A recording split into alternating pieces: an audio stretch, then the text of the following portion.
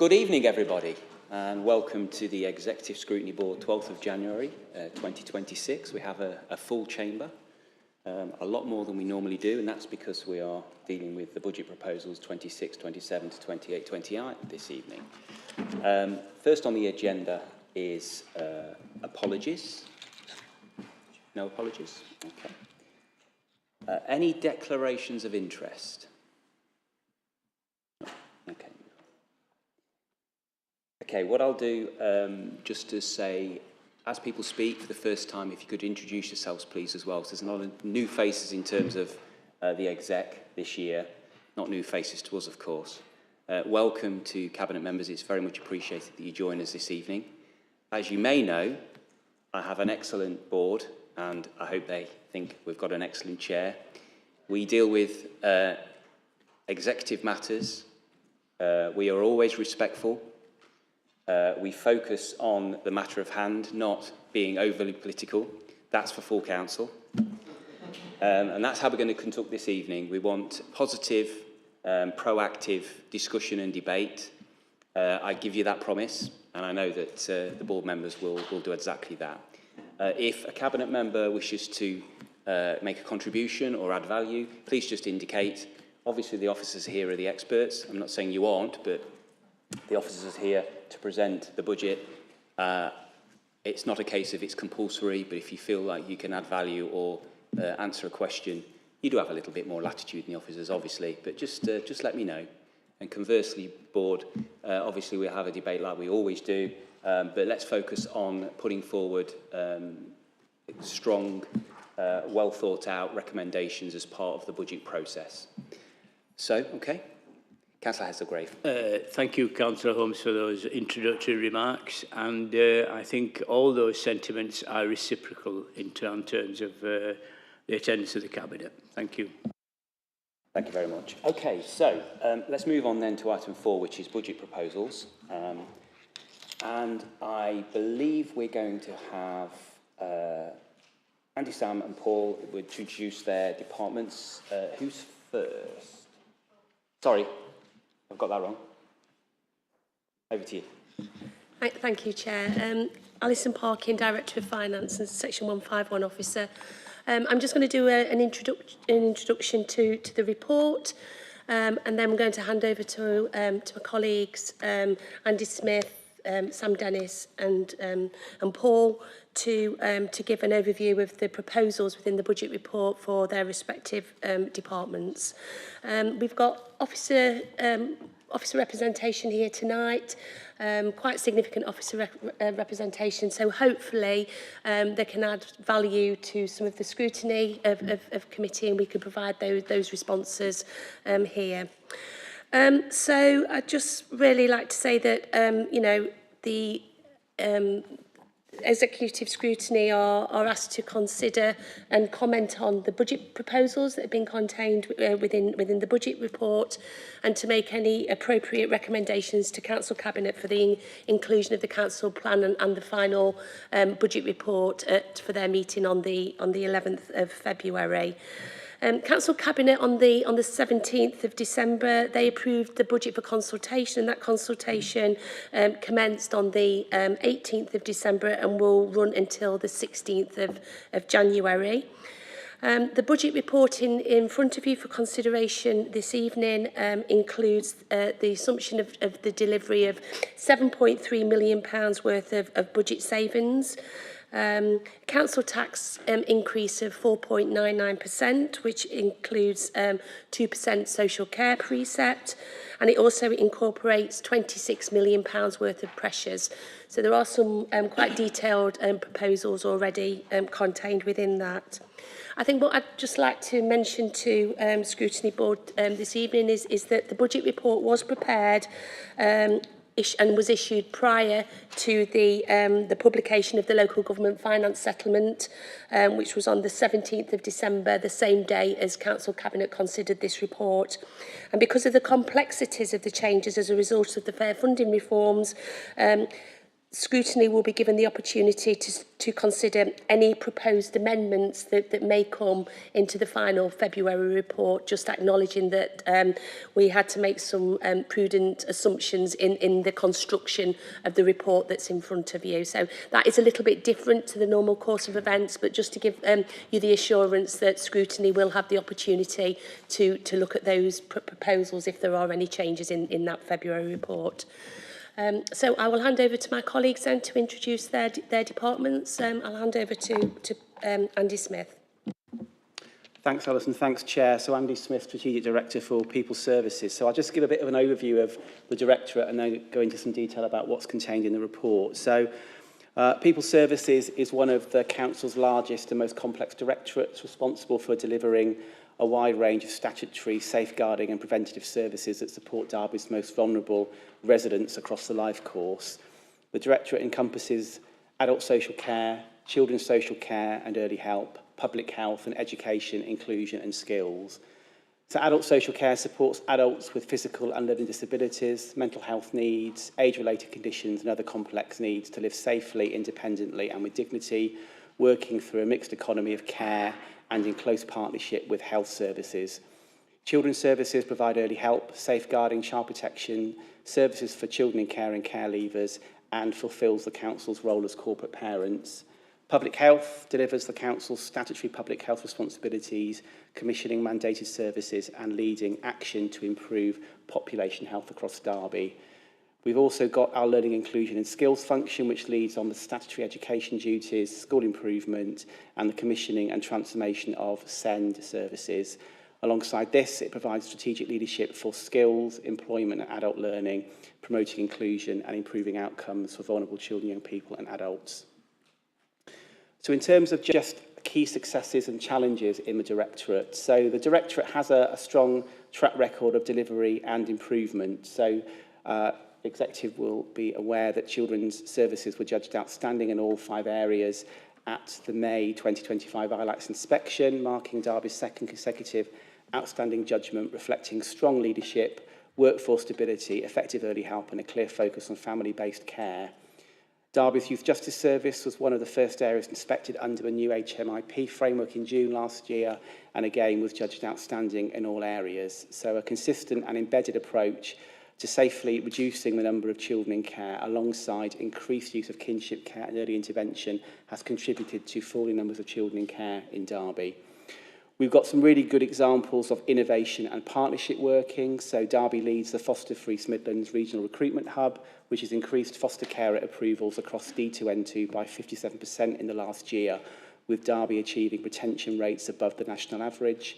In adult social care, integrated reablement and hospital discharge services delivered through the Community First Section 75 partnership with the Community Health Foundation Trust has improved outcomes and system flow. SEND services are showing positive developments in partnership working, early identification, family hubs and youth participation, although we know further work and improvement is required and is well underway, and our performance in relation to statutory EHCP timescales has significantly improved over the past 12 months. But despite these strengths, and there are many, the Directorate faces challenges. So financial pressures in children's services remain, driven by high-cost external placements. Adult social care continues to experience rising demand, increasing complexity of need, workforce pressures and inflationary cost growth. The public health budget has been challenged to meet the increases in NHS pay costs for their commissioned services, and SEND demand remains high, with long waiting times for assessments and therapies and ongoing pressure on the high needs budgets. So just picking up on key pressures, risks and mitigations. So the MTFP reflects sustained and structural pressures across people services. So in adult social care, demand growth has been calculated using local commissioning intelligence, showing increased of around 84 additional clients in year. Provider costs continue to rise due to the national living wage uplifts and wider inflation, requiring around 5 million to fund fee increases across residential care, home care, specialist placements and direct payments. Additional pressures arise from young people transitioning from children's services into adult services. In children's services, pressures are primarily driven by placement costs, inflationary uplifts in children's placements, reductions in the dedicated school grant, central services funding, limited scope for traded income within our education services, PFI costs, and investment in prevention. Although a large cohort of young people turning 18 reduces children's placement numbers, this does not translate into savings due to placement costs, referring to my earlier point. SEND pressures remain a significant risk, with the statutory override ending in 27-28 and uncertainty about how future reforms will be funded or the local authority responsibility for the historical high needs block deficit. Mitigation is being addressed through a combination of service-led transformation, strong partnership working and oversight via the Council's Delivery Board. This includes continued focus on early intervention and family-based care, integrated health and care commissioning, strengthened market management and preparation for forthcoming national reforms, including SEND and the children's social care reforms. While government proposals are welcome, the pace and scale of reform remains a key risk for Derby and all local authority areas. Public health is funded via a ring-fence grant from the Department of Health and Social Care. In-year increases in the grant have contributed to an increase in reserves, and spend is planned and profiled over the coming year. The pressures noted for public health relate to increasing funding from DHSC and the public health grant only. The grant funding also continues to support public health activity across the wider council services. Around summary of key savings. So savings within people services are modest and carefully targeted, focusing on efficiency, prevention and income rather than reductions to frontline delivery. In adult social care, savings are being delivered through investment in more efficient processes and additional occupational therapy capacity, enabling more proportionate care packages and reducing long-term cost growth. These savings are supported by a business case that can generate recurring benefits over the medium term. In children's services, savings are achieved through maximising grant income, particularly unaccompanied asylum-seeking children funding, and through contract efficiencies and home-to-school transport, driven by stronger contract management. Together, these measures support financial sustainability while maintaining statutory responsibilities and service quality. So that's my overview, Chair, by means of an introduction, but directors and I are happy to take any specific questions you might have related to people services. Thank you. So if we pause there, I think this is the best, probably the best way to approach it. If we can take some questions, doesn't mean you can't ask questions within that service area later on, but would the board members have any questions or queries in regards to that particular area at this stage? Can I ask Andy then, apologies if this is in the budget, I can't quite recall, but when you were talking about SEND, I think it's safe to say it's one of the high-risk areas. In regards to the pressures in terms of 26-27, how much of it relates to SEND? I mean, it may be a difficult question to quantify, but how much relates to SEND? And on the flip side, how much is being invested in SEND? Does that make sense? Just to yeah. Okay. Thank you. Thank you, Chair. So the pressures don't relate to the high needs block deficit. The high needs block deficit we're projecting at the end of this financial year equates to 23 million cumulative. So that's been accrued over a number of years. The statutory override for the council having to repay that is in place till 2028. But there's an expectation that there will be a proposal coming forward from the Department for Education and the Treasury about how that will be mitigated. And if there isn't an expectation for it to be solely the responsibility of the local authority to do so. We don't know what that looks like at the moment because they haven't shared the proposals for, they haven't consulted with us about what that might look like. We have got, we expect there to be in 26-27 further deficit within the high needs block, dedicated school grant budget, but we expect that to be reducing. And the reason why it will be reducing primarily is because of the number of sufficiency places, number of places that we've developed within the local offer, which means we no longer have high cost spend going out. We also have been working very closely with schools to understand, to look at what, how needs can be met differently. So there's a great amount of work underway already on that, and we can demonstrate that 50% of the referrals that have come through for assessments have been agreed by schools, could be met within the schools, what's ordinarily available or within their SEND support programme. So there's been quite a lot of work with schools and education settings to mitigate how the spend is then used. So we will be reducing our cumulative, the amount of in-year deficit that we will accrue, but we expect it to continue for a number of years yet. So we will have to come back to exec scrutiny and cabinet once we've got a better understanding of what that might look like in the future. For our core SEND services, they have to be funded out in the general fund.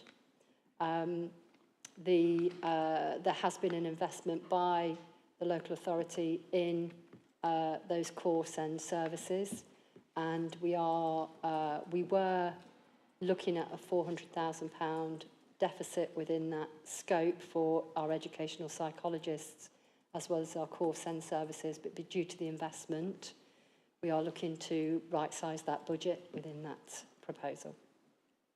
Thank you. So just to clarify, you talked about potential mitigation. That would be from government, central government. For the cumulative deficit, yes. How do we know when we should expect that? I'm going to look to. Have we heard anything yet, Alison? No, the provisional settlement said that more information was to follow, and we expect to get something in the final settlement. But from our intelligence, we do know that the whole of the deficit won't be taken on nationally, and there will be some risk share around some of those historic deficits. But how that looks at the moment, I can't answer that. So when you say this settlement potentially have that detail? Yeah, we would expect, we've been put by February in the final settlement, that there's some more details around how that's going to be dealt with. Okay. And will that detail be fed through as the other sort of amendments to exec scrutiny in due course then? Yes. Yeah, absolutely. Thank you. Councillor Martin. Thank you, Chair. I'd like to thank... Sorry, don't forget to introduce yourself, Councillor. Oh, sorry. Hello, I'm Councillor Alison Martin and I'm the Cabinet Member for Health and Adult Care. And I'd like to thank Andy Smith for his report and the team for all their work over the last year. I always like to say in public meetings where we're discussing council tax and adult social care, just to thank the people of Derby for their contribution to the social care precept. It is 2% of the increase that we pay all the time, and it's now mounting up into a considerable contribution to the cost of care in Derby, and it's very significant, and that's what people pay to help their fellow citizens, and we should recognise that. I think just a couple of points that I would like to make from my point of view. I'm not trying to, if there are any really detailed questions, I know the two Andys who are here tonight will respond to them, but I'd just like to say that this is, I feel more happier and more encouraged about this budget and the situation of adult social care than I have ever since I've been a cabinet member. We have a strong improvement plan in place which is showing some results, but there's such a long way to go, so there's no naivety about this at all. But you know, waiting lists are greatly reduced, waiting times are significantly reduced too. So that's important to recognise that. I'm excited that in the budget we have some plans to invest in staff, the occupational therapists and the admin staff, which will actually should reduce cost to adult social care as well as improving service at the same time. And that is a very exciting position to be able to actually do that. And also I'm excited by plans in public health to employ some public health managers to look at enhancing prevention in the community, which we could all be possibly a part of as councillors in relation to adult social care needs around things like dementia and falls, and also looking at, and this is a plan that is in development at very, very early stages yet for something like health and wellbeing partnerships across all of our localities to engage closer with the community about looking after their own health. So there's kind of like probably for the first time since I've been the Cabinet member, there's kind of less absolute grey hair pulling out and a bit more smiles and positivity. And that's down to really the hard work of the team in Derby. Thank you. Thank you very much for that. Do we have any? Councillor Kerr? Thank you. In the report we have 4.4.8 highlights the proposed priorities for investment. Now, am I allowed to talk about this now? Yeah, go ahead, Councillor Kerr. Thank you. The first section on that is about inclusive city, which highlights the inequalities as being something we want to reduce. Now, clearly there are lots of different sorts of inequalities, but one of the ones that seems to be most intractable is the inequalities in life expectancy and healthy life expectancy. And I just wondered whether, as part of the investment possibilities or existing work that's already happening, how much use we are making of knowledge about children or older people whom we are interacting with not because of a health issue, but because of other reasons, such as education or support for employment or whatever. And do we engage with them also on the public health front to be able to provide the opportunity for smoking cessation or weight management or other services that we're offering? Are we using those information within the single department and actually maximising our engagement to be able to achieve better outcomes? Thank you. Sorry, I forgot to ask you to introduce yourself as well, Councillor Kerr. My apologies. I'm Lucy Kerr. I'm one of the Liberal Democrats on the council. Thank you, Councillor Kerr. Can we try and frame that within the budget debate? I don't know who might be able to sort of deal with that one. I think in the absence of Robin, it will fall to me to try and answer that one, Chair. Thanks, Lucy. I think my initial answer would be that the public health budget in Derby has always been very challenged. So the Public Health Service has really had to focus on the key statutory elements and requirements that it's required to do in terms of its relationship with the wider health service, in terms of what it needs to commission and provide around population health outcomes, as well as the work it does around children's health and drug and alcohol activity and so on. I think that what is potentially exciting in terms of the investment proposal, which I think begins to pick up on some of the points that you raised there, Lucy, and it goes back to Councillor Martin's point, is that what we are potentially proposing here is some investment in a couple of public health manager posts that will strengthen our place-based prevention by adding some specialist capacity to really try and get involved in to address those deep-rooted inequalities and some of those demand issues that we see in some of our most deprived communities. It will be able to really look at how it kind of coordinates across a locality and to really start to look at some of the issues that we are kind of worried about in place. And it will enable us to get under some of the underlying health, well-being and social challenges. And it links to some of the wider work we're doing around prevention and some of the work that sits in place in Sam's area, trying to join those things up. It provides a little bit of, well, provides some capacity really to try and understand things in a little bit more of a strategic context at a neighbourhood level. What we're also going to do as part of the investment strategy is to essentially look at a specific public health manager post that can focus on older adults to help us look at some of those prevention pathways around things like dementia, falls, loneliness, isolation, so that we can try and look at what we can do to try and avoid essentially those people moving into adult social care. If we can try and coordinate and understand what works well in place and how we join those things up.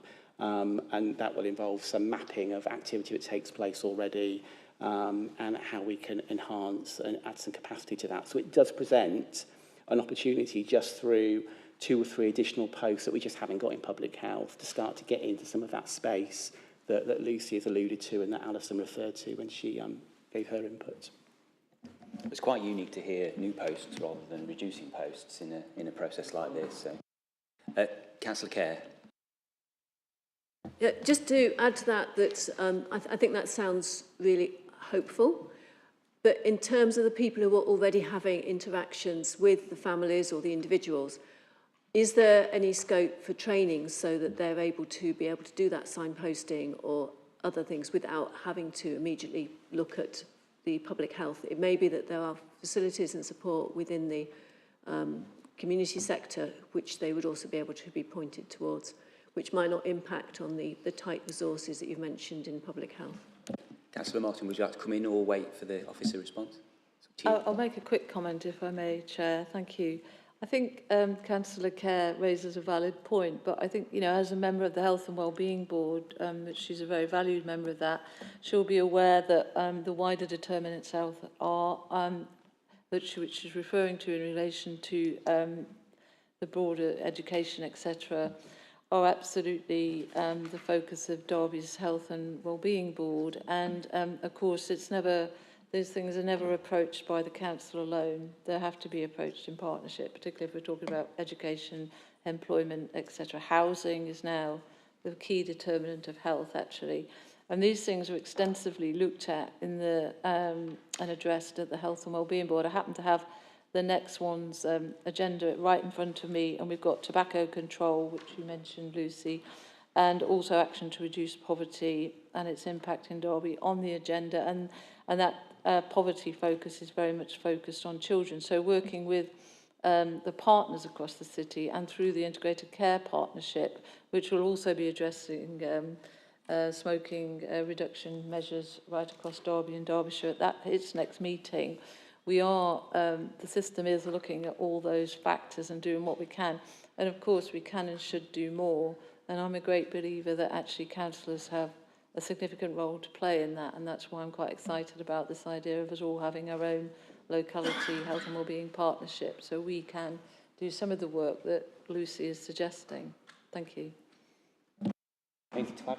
Yeah, just briefly, I think that, I mean, again, Lucy raises a good point, and I think there's definitely a role for the neighbourhood teams in terms of that understanding and cascade of information across our communities. And I think that one of the opportunities that having a particular public health manager working with localities and neighbourhoods presents is that opportunity to really try and galvanise and bring that together and to think about how we can cascade that at a much kind of broader population health level, because that's one of the advantages of looking at this role and the role that public health has, which is obviously much broader across the population and communities in Derby. So I think there's a real opportunity in the way that we just haven't had before, Chair. I think I've said this before, but in your view, where does the NHS end and the council's responsibility end? Does it meet in the middle? Does it slightly overlap? Because, you know, it seems to be creeping into what we'd expect NHS services to deliver in some degree. How does it all fit together? Yeah, answers on a postcard, Chair, I think, with that one.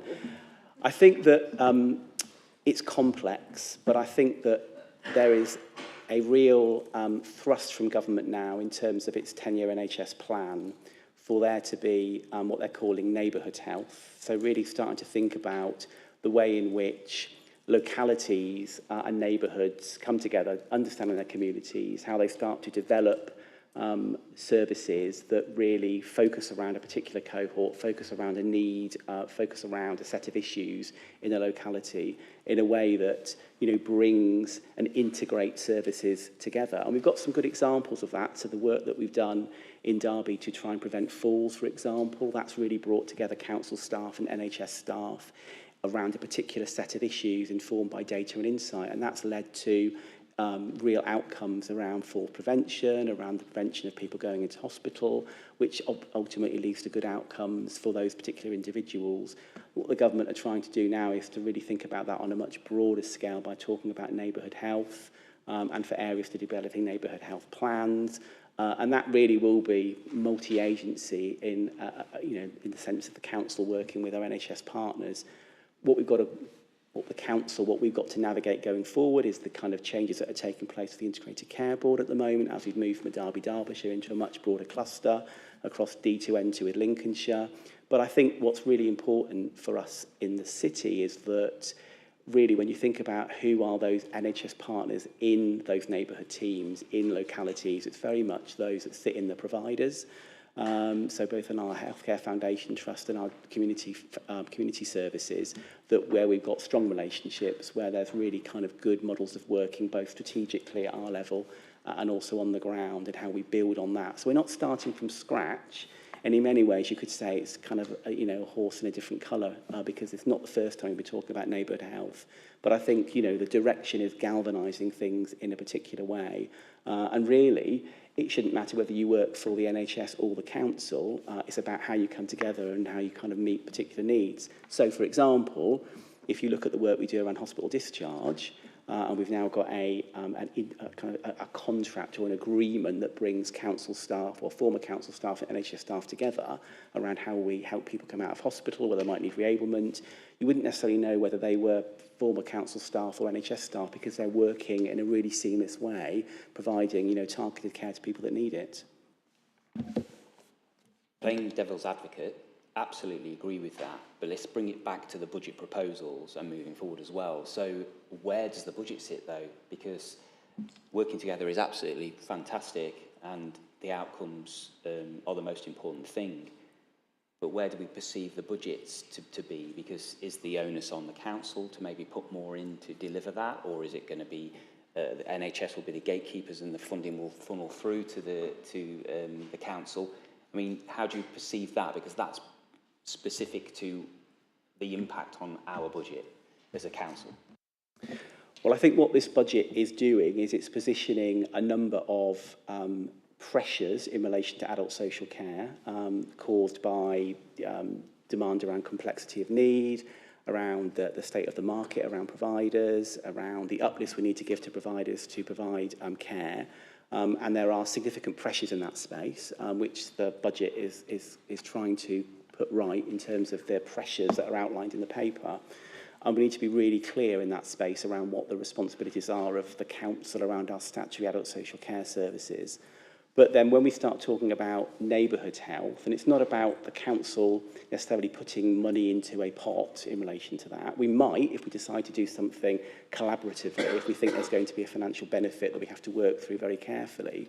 But actually, neighbourhood health, if we can get that right, and if we can work as system leaders in that space to develop that, that starts to develop those preventative services that hopefully will reduce the need for particular individuals to require adult social care services. And then you start to think about that around some of the wider work we're doing across the council with our partners around the development of neighbourhoods and the development of locality working that kind of straddles both people's services and place-based services.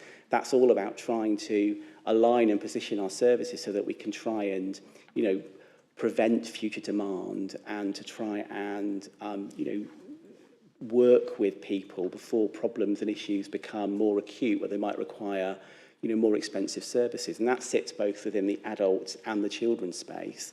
So it's about not just recognising how we deal with the pressures in the here and now, but how we start to align our services both across the council, but with our partners that hopefully and should help reduce and prevent future demand and pressures. So we've got to see it in the kind of bigger strategic picture as well as the here and now around the current pressures now based on the customers or the clients in the system, as well as those that we predict are going to come into the system, which I've talked about around the analysis we've done about future people that will require care or the young people that are going to transfer from children to adults, so on and so forth. Thank you. Councillor Martin. Just one last time then, if you'll indulge me. Chair, just so very much what Andy Smith has said, absolutely that's the case. But I do think you hit the nail on the head in the sense that we're not here. The ICB has a £3 billion Derby and Derbyshire annual budget. We are not here to take on roles that they should be doing. We can't afford it, and we're not obliged to. But I think the key distinction, I think for me, is between a kind of a health clinical intervention and a service and the wider determinants and prevention. And public health does have a duty to look at the wider determinants and looking at health more generally. So what this might mean, as I see it, but other people may interpret it differently, and it's for something to evolve with these new initiatives about having potentially health and wellbeing partnerships. What we'd be doing, if we, depending on what the needs are in a locality, but we'd probably be just giving advice more and actually advice and helping people in specific ways in relation to those pathways, those actions that may lead to adult social care demand, but in a health and more generally considered, perhaps more advice and thinking about how people can help themselves more, whether that's as an individual or as a community, and getting that through, because those sorts of actions will impact on our budget, but also on the, because we have to also, we do have a legal and moral obligation to think about the health and social care system as a whole. So it isn't just how it affects our budget, it's how it affects the whole system's budget. And so that's how I'd see it coming forward, but obviously it depends how that evolves. Thank you. Thank you very much. At that point, I just realised I didn't introduce myself, did I? Councillor Matthew Holmes, Chair of Exec Scrutiny. As we move along, obviously we can, as a board, put forward recommendations. They don't necessarily have to be in order. If they're fairly detailed, then we can have those sort of drawn up at any point. So bear that in mind as well. Just indicate if you want to put forward a recommendation. We can get a seconder for that, and we can decide whether we want to put that forward as part of the whole process back to the consultation and for the Council Cabinet Executive to consider as in terms of the budget. So should we move on at this point then? It's not saying we're closing this particular area down, but obviously if you do have any questions further down the line, then we'll probably, at the end, we can wrap up. Is it Sam next? Thank you. Thank you, Chair. I'm Sam Dennis, Strategic Director for Place. So members will be aware the Place Directorate at the Council plays a central role in shaping the city's physical environment, economy, sustainability and cultural life. It contributes directly to delivering the Council's corporate plan priorities, particularly around green city, city of growth, vibrant city and some elements of inclusive. The department is responsible for regeneration, economic development, frontline services such as waste, highways, street cleansing, regulatory services, housing standards and housing growth, environmental sustainability, including flood resilience and green spaces, biodiversity, transport, public realm infrastructure, culture, tourism, pretty much most of the things that you see when you're out and about in Derby. And we know that these services are services that are highly valued by our residents, and certainly lots of people in Derby benefit from them, if not all, actually, if you think about the frontline services. We work through partnership, government, regional bodies, businesses, cultural partners, community groups. We work really well across the council. Andy's already given some examples of working across the Place Department and people services in terms of that neighbourhoods approach. So our approach is very much based around working together collectively to deliver with the city, for the city. Some of our key opportunities and areas of focus are around Team Derby, which is a new initiative to work with the Mayor of East Midlands County Combined Authority, central government departments and the council to power up the creation of jobs and skills and investment into the city, particularly around the nuclear defence sector. Another key area of focus for us is around housing pressures and temporary accommodation. I'm sure members will be aware homelessness and housing issues are a national focus for councils, and there's been quite a lot of work done in Derby to mitigate that with things like Abbey Lodge and the private sector leasing scheme that have recently been through Cabinet. Sustainability of our cultural sector. We know some of our cultural partners are struggling, but we also know culture is really important for people's health and well-being, and also for the visitor economy. And also, just to pick another key focus, would be the new food waste collection service that's due to start at the start of the new financial year, which is a requirement of us to deliver against the waste strategy for England, the waste and resources strategy with the new waste regulations. We've had some success in Derby within regeneration, growth and investment. We've had a significant amount of investment to support regen activity across the city. We've created over 100 jobs, filling vacancies and generated investment through our business support. From an environmental perspective, we've opened the Rainsway Reuse Shop as a permanent feature, supporting waste reduction, reuse and the circular economy. We've planted over 2,000 more trees in Derby, enhancing our biodiversity. Members will be aware that our Valent Live hosted the senior snooker tournament over the festive period, which was really well received and had some really good coverage on Channel 5. Derby Fest Day attracted over 7,000 visitors. That was supported by Arts Council funding. And we've delivered a number of family-focused and inclusive events like the Ram Fest and Festival of Sport, engaging residents and particularly children and young people. So overall, the Police Department continues to perform strongly against our objectives, delivering outcomes in all of the areas that I've talked about, whilst housing pressures and uncertainty around that remain. We do have mitigations in place and do have strong performance being reported in our performance reports.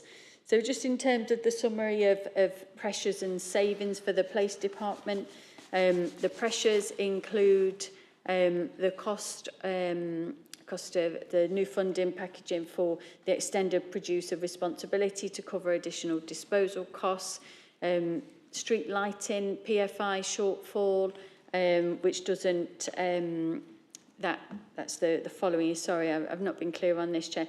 So for this coming financial year, 26-27, the funding for EPI, for 27-28, there's a PFI shortfall in the street lighting PFI. Back to 26-27, there are a couple of one-off costs to kickstart our private sector leasing scheme to help that homelessness situation by bringing more properties into use in the city. There is a pressure for the food waste collection service, with some uncertainty about the new burdens funding that we'll know more detail in February, as Alison said, we get more detail soon around a number of areas. There's pressures there around Stalls Road, depot development, additional costs, and some support for marketing Derby based on some changes in funding, as funding the UK SPF moved from the council to the combined authority. Delivery of the local plan, so we recognise the need to put some money in the budget to support the development of the local plan, which I know you'll be aware of, and some additional pressures there just around fleet maintenance costs and storage, so operational issues that we've had to recognise in the budget. In terms of savings, members will be aware that over the past sort of 5 years, the Police Department has made a number of operational savings, and it's really pleasing to say that the MTFP doesn't rely on huge savings from the Police Department this year. So there are some savings that we've put in for 26-27 that include releasing a contingency budget that was no longer required as we've delivered previous savings, some savings around street lighting utility costs due to contract rates reducing, savings around leisure project resource not required at the level that we'd anticipated, and savings in temporary accommodation due to the procurement of a new contract. So you see some of the savings are linked to the mitigations we've been putting in place around demand issues, But really encouraging and pleasingly, none of these savings are around reductions in service delivery. And you did note, Chair, that it's really pleasing to say that we're not putting forward any staff reductions this year, which is it's a real morale boost for the service. So that's my introduction. There are some directors here from the services who can answer detailed questions if needed, Chair. Thank you. Thank you. Many services that residents take the most notice of because it's in their street, in their communities. And quite rightly, they demand very high levels of service for the council tax that they pay. And so it's good to know that, well, hopefully longer term we can maybe increase the FTE, especially towards maybe LGR, but that's another debate entirely. A couple of questions before I open it up. Thank you.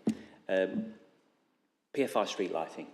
Those who've been around for a long time, Councillor Kerr, myself, Councillor Bolton, will know what it's all about. Can we just have a very brief overview of that? Because it may be that some of the public or even some new councillors don't actually quite understand that we're in a PFI, how long it go, what that actually means, and also how long we've got left. And then a specific question about that. You mentioned PFI deficit in street lighting. Is that right? Just a plain English explanation of what that actually means in terms of the whole sort of overview. Of course. Could I ask Verna to give you that detailed information, please, Chair? Thank you. Verna Bayliss, Director of Sustainability. I can certainly answer some of the first part of it. A PFI is a public finance initiative, and they were set up many years ago now. It runs for, is it 30 years? I'm going to get 30, yeah, overall. So it's been in place for a long time, and it's agreement between ourselves, and we work with the Department for Transport on it as well. There's a series of, it could relate to street lighting, but it can relate to many different things. There's some for schools, there's some for housing, a range of things. This one is specifically for street lighting, and so it takes in a significant amount of private sector investment in our street lighting assets. So we have a really excellent street lighting asset across the city because of it, and it's a little bit like a mortgage. I think that's how you could describe it. So there's a payback over time for that upfront private sector investment, and I am no financial or economic whiz to be able to explain the details of some of that, but we are in the throes of the end game, if you like, Councillor Holmes. We are about 7 years away from the end of the PFI arrangements. So one of the things you'll see in here as a pressure is some funding to help us manage that exit. So what do we do at the end of that? We at the moment we have worked with a named contractor who deals with all our street lighting, who repairs it, and they have we have a very regulated contract meeting with them. They have to meet certain KPI targets because of that. Responding to when a street light is knocked down, etc. They do regular consultations with the public to make sure that they are providing the sort of service that we want to see. So it's got lots of conditions and lots of legal regulation around it. We're in that, as I say, that 7-year exit, so we need to start planning. And I know 7 years seems like, well, that's ages, surely, but actually that is a very significant amount of asset across the city that we will have to make a decision. Do we continue with the contractor? Do we bring it in-house? All of those questions have to be considered, and so we'll need to do quite a complex business case around that, as well as one of the key things of part of that is to say, well, what is the condition of the asset now? Because, you have that handover period, so it is quite tricky. The point around the shortfall is a complex financial one. It's not to do with the operation of the project on the ground and our relationship with the contractor, etc., which is excellent and very good. They provide us a very good service. So I'm not sure of the exact technical details of that, so I might just ask my financial colleagues if they can help me out. So we've got a pressure in the street lighting model for year 27-28. Now, this is a potential pressure. We've done some modelling on it, and the PFI model looks at different inflations for each year, and obviously inflation was quite high recently, so we did a lot of remodelling on it. So potentially it could cost us £1 million more than we've got currently in the model, but we will be reviewing that because, of course, inflation is coming down and costs are coming down, and we have got other models that we'll review as well to make sure that overall, the PFIs are affordable for the council. So it is in year 2. It's a bit of a marker, and we'll be doing more work on that. Thank you. I'm sure we'll, or whoever is in the Exec Scrutiny Board will be taking a keen interest in that and the relevant ONS, but it's interesting. Definitely. But I'll just add as well, you'll see in there that there's a proposed investment for LED lighting, which would mean that we could, secure, and again, in this last 7 years, because it's complex, we have to work through quite a complex legal process to allow this to happen, to get the final tranche of street lighting transferred over to LED, which makes considerable energy savings, adds to the life of the asset, makes considerable carbon savings as well. So that's in the proposals this time. Councillor Nuaha. Thank you, Chair. Ndukwa Councillor and Cabinet Member for Street Pride, Parks and Leisure. I really don't have much to add to what's being said, other than to just highlight the fantastic work that the team has done, especially if you look at the past few days, the weather and all, and the team still making sure that as much as they can, as much as possible, they've gone out to try and make sure that those front-facing services are kept going, because that is the crux of, with regards to things like services like street pride, waste collection, grass cutting, is going to be the crux of this budget, to ensure that our front-facing services, because as you said, Chair, these are the things that when people come out of their houses, they notice, and we're glad that it does seem that there's going to be a lot more available for us to put into these services, so that we're able to deliver cleaner streets, safer parks, and even more leisure offerings, which, when you think about it, ultimately leads to better quality of life, which then makes sure that at the end of the day, there isn't much pressure put either on the NHS or those services where our communities would need care at the end of the day. But the other thing as well is, I know Sam mentioned it, and it might have just seemed like a little line there, but it was an incredible effort to ensure that there were no redundancies, especially in these services, because that means staff are able, they know that they do have a longer-term prospects with the council on the job, and they're able then to go about their jobs as freely and as confidently as they should, which then translates to better services for our residents. So it's just building that resilience within the team and making sure that, as we did not see this year, pictures of councillors in grasses, that we can ensure that it doesn't go on forward, because those services will be delivered as and when due. Thanks, Chair. Yeah, I mean, it's absolutely vital that there's not just a perception that the council is investing in neighbourhoods, your street, your community, but it actually is, because keeping the grass cut, filling the potholes, resurfacing the pavements, making sure that play areas are refurbished are so important, because it really does not only show that there's investment, but also provide so much value to local residents, increases happiness and cohesion. It's just massive benefits. And quite rightly, robustly, councillors from all sides of the political spectrum will quite rightly first point out the issues that occur in their neighbourhoods. So you're actually right there, and I think we all would agree that we need to ensure that neighbourhoods, etc., gets the required funding.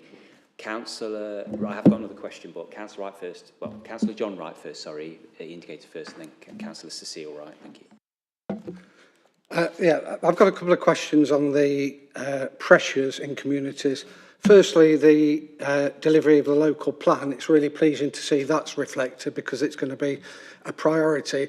But I just wondered why, because we struggle for enforcement action around planning, why we're making a savings in year 2 and 3, why they're not reinvested in enforcement when we've got a new local plan and we've got a deficit in that area already. So it seems to me a bit of a short term, we're not looking in the longer term. And my second question is, I'm really surprised that there's no pressure in this around community safety, bearing in mind all the issues we have around crime and disorder in the city centre. I know personal experience in Chaddiston East when we've asked for support around, how we understand crime and disorder in our area. There's a lack of analytical capability. And I know that you're looking to reinvigorate the community safety plan in Derby, which is, probably not delivering where it is. So it really surprises me we haven't got an investment in that area when I know consistently that when we ask our residents, crime and antisocial behaviour is every time the #1 issue for local residents. Thank you. Sam? Thank you, Chair. I'll just, John, if it's okay, we'll go with the planning question first. So we have, we've recruited a planning enforcement officer. The Chief Planning Officer secured some funding for that, and that post is permanent. So that recruitment is underway. The pressure put in for the local plan is around support through the process, where we would need to contract out that work. So as we go through the process, we would need support, legal support and council support potentially on different parts of the local plan. So that's put in there for that, which is why it then reduces back down. In terms of the staffing, I can confirm we've increased the staffing in the planning team, including the planning enforcement officer, and that's permanent. In terms of the community safety question, so as our Chief Finance Officer said, this budget was done before we had the settlement. We will receive final figures in February, and what we have done is outlined our proposals to increase the community safety team and some of the frontline teams that will be coming in February. So they will come to, clearly they'll come to scrutiny before they go through the process in February, so there will be time to talk them through. But they don't feature in this report because it's not the time to put those proposals forward just yet, but they will be coming. On the local planning, it's an absolutely vital point there, because we do need to press forward with that. Whether you agree what's in the local plan or otherwise, and it's out of consultation now, isn't it? Yes.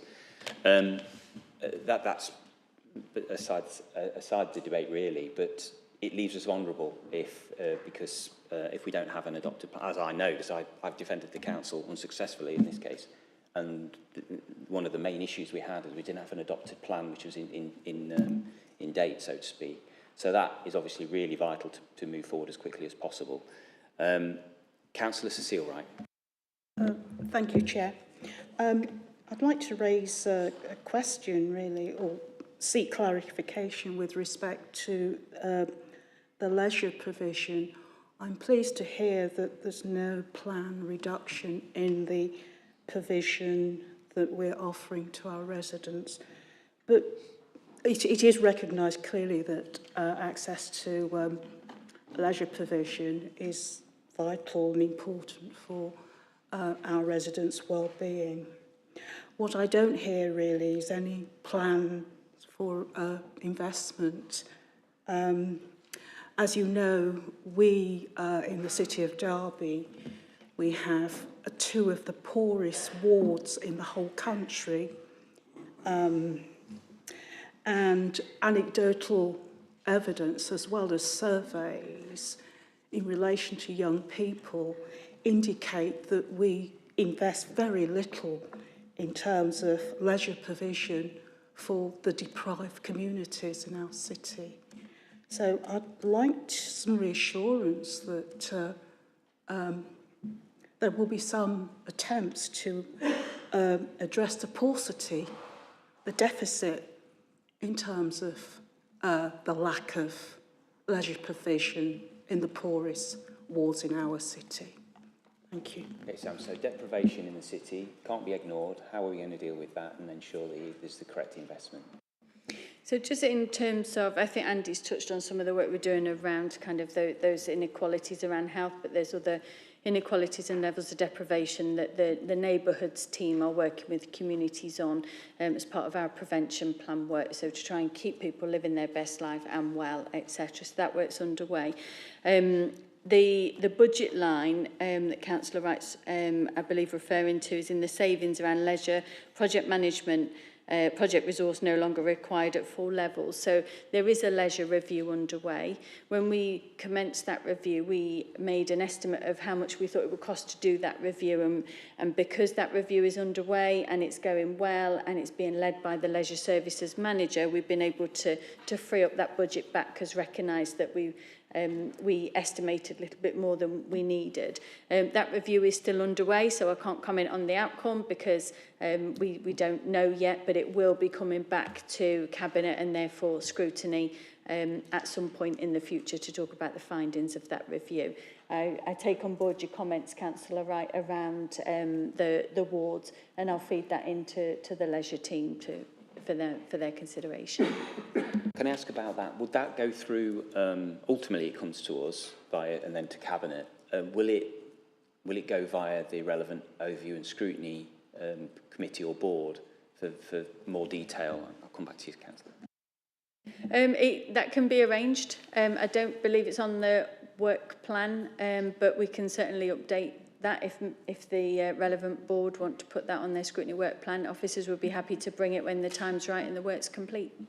I think the last exec scrutiny meeting, we agreed not to sort of burden the ONS any further than we already have, or the work programmes. But can we make a note of that in due course, whether it's myself as chair or maybe in whoever it is in the new municipal year, maybe make a note of that to bring that back, because we might want to ensure that gets looked at. Councillor Cecile Wright.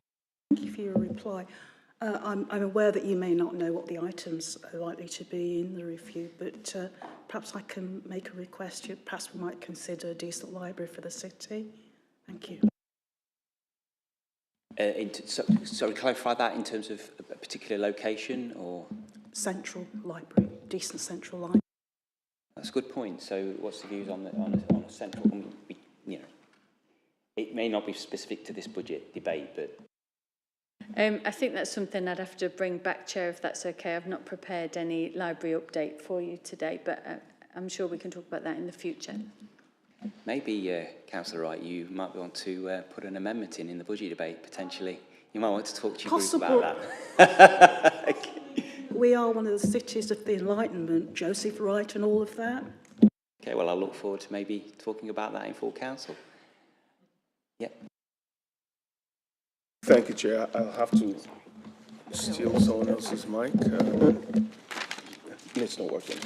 Yeah, I'd just like to, some clarity, Councillor Wright. I know in June, in June 2025, I was with you and other councillors in Arboretum Ward taking pictures in the new play area that had been just installed in your ward.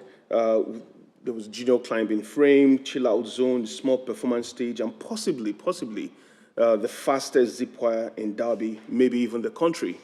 So these are things when it comes to leisure facilities for the community, for the young people, to keep them engaged. But that's not to say that that's a full stop. As chair, you do know, as we continue to engage as councillors, we are able to refurbish leisure facilities where there is need, like the one in your ward as well, through the process of just having these conversations.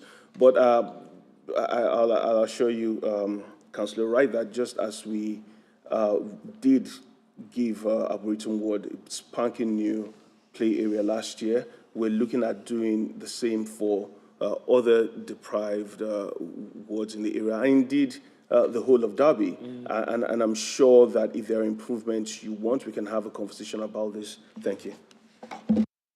Thank you. Councillor Martin.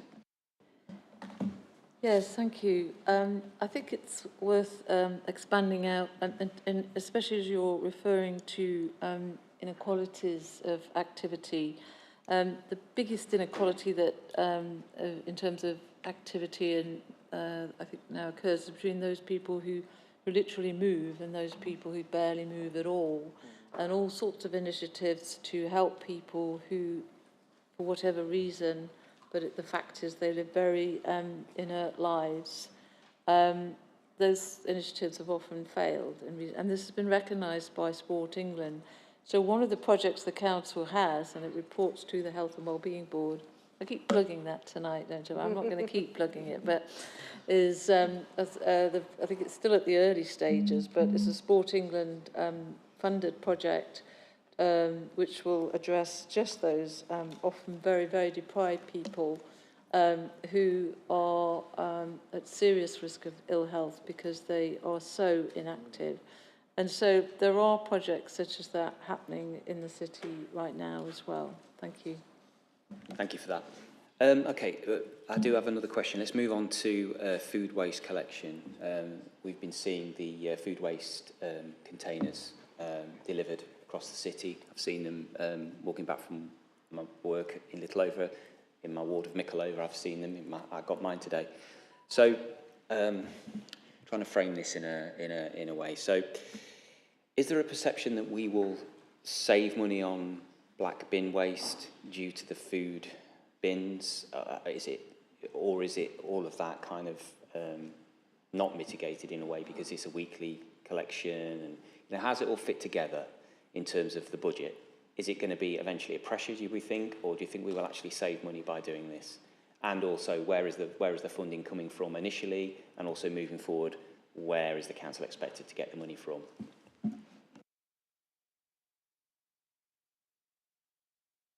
Absolutely, Simon. Thank you, Chair. It's Simon Aiken, Director of Communities. You're right, the caddies have started to be being delivered, and we're doing a recruitment drive now to sort of fill up some of the positions that we've got for that service area. Food waste collections will start on the 31st of March this year, and there is a big communications drive at the moment trying to get people to reduce waste first, and if people can't reduce it, then let's move it into the food waste collection service. From a financial point of view, the disposal of food waste is cheaper than black bin waste, but then you have to factor in the cost of collection onto that as well. So at the moment, it is envisaged, as you can see in the report, that there is a £2.3 million pressure for the collection of that waste once those disposal savings have been realised. Longer term then, is the council being set up effectively by central government to sort of absorb those potential pressures? How is it working? Have we been provided, I'm asking this just for the debate because I think the detail is well known, but the initial funding to set this up, where has that come from? And also moving forward in the longer term, how is the council sort of perceiving that balance of finance to sit? Is it still going to be some money coming from central government to support us on that, or are we on our own? I can pick that up just to clarify those funding arrangements. So you'll see in the budget report there's a £2.3 million pressure. That's to support the service. That's a permanent pressure, so that'll be in the budget until we decide to change it, whether we increase it or decrease it, but that's permanent in the budget. That's been funded by central government as part of the provisional settlement. So the growth in the settlement is to acknowledge the new burdens that we have as a consequence of that food waste collection. Thank you. So moving forward, have we got any idea? I mean, it's probably a silly question, but I'll ask it anyway. These new ways of doing things, we all take time to adjust. There are going to be some people that will be very straightforward and they'll just get on board very quickly. Some be more reluctant for various reasons. Do we have any idea of what the take-up is going to be? And if the take-up is low, let's suppose be pessimistic. If the take-up is low, will that then add an extra burden onto black bin waste costs? And has that potentially be factored in? Are we trying to work out in the next year or two as to see how the land lies and then be able to make some estimations about how the black bin and the food waste settles in terms of financials moving forward? Thank you, Chair. So I guess we'll continue to sort of communicate out there with residents, and the desire is to move as much waste from that black bin into the food waste service as we can. Again, pointing to my point before, if we can get people to reduce waste, reduce the food waste that they're getting rid of, that would be the way we'd want to go. When we've modelled the take-up, what we've actually looked at is all of the data that we've been able to get, and we've looked at sort of low, medium, high, and we've gone in as medium. So we've got a target that we're aiming for, but that's backed up by the data that we've been supplied on that. And one final question, again, a little bit of a crystal ball, but if we don't achieve that medium, I suppose it's always a carrot and a stick. I'm never one to suggest that we should ever force people, but if the scheme is being put into place, then there's clearly a requirement or a request to use that service. Longer term, if there still are people in the city who are reluctant for whatever reason to use the food waste container, and it's still going into the black bin, have government indicated what council should do about that to bring take-up more? I've heard suggestions in the press, but I'm not saying this is the case, that potentially people would be forced in some way to comply. But what's your perception on that one moving forward? Thank you, Chair. At the moment, I've not been made aware of any changes that would look to us to enforce people to use the service. At the moment, it is about engaging with residents, trying to get them to use the service and trying to encourage, that usage. But there's nothing that I've heard of that would do that at the moment. Thank you. I do realise I'm straying a little bit away from the budget proposal, but it's very interesting, and I do hope that everyone gets on board with it. But I think it's going to be a tough ask, and we'll have to see how things go. And communication is going to be key, really, to bring people on board about the benefits of doing this. It's not just something which is being done for no reason. It needs to be. The council needs to tell residents exactly why it's a good thing to do this. But anyway, it's a slightly different debate. Okay, are there any more questions, queries, or should we? Oh, Councillor Rawson. Yes, thank you, Chair. Hopefully a fairly quick and straightforward one.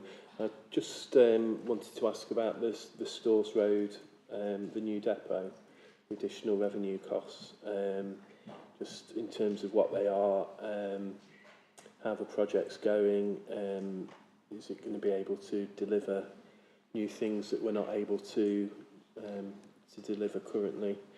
So just a little bit more detail on that one, please. Okay. Thank you, Chair. I'll pick this one up.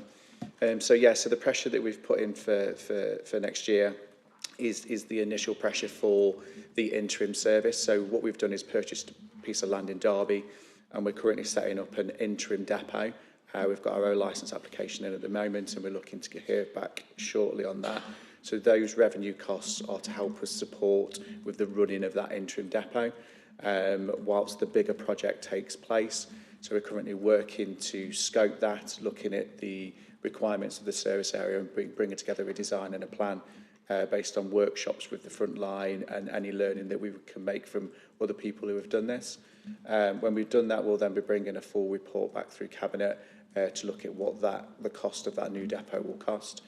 And then the year 2 indication is around ongoing revenue for supporting services, so supporting general maintenance in the depot, security, etc. and etc.